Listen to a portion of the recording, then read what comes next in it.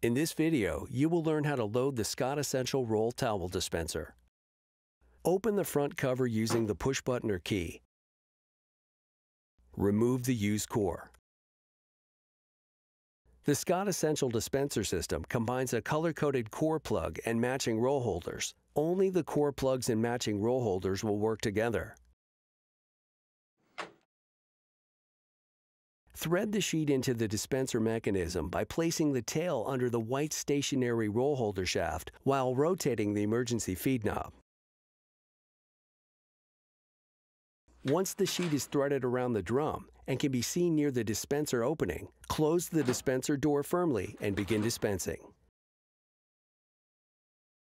In this portion of the video, we will learn how to load the stub roll. When the main roll is approximately 3 inches in diameter, or about the same size as the diameter of the main roll holders, we recommend you move the roll from the main hubs to the stub roll tray. Holding a new roll, move the flexible roll holder arm out to the side, allowing the roll to clip into place between the two roll holder arms. Place the corners of the tail from the new roll under the two blue clips located on top of the stationary roll shaft. Close the dispenser door firmly and begin dispensing.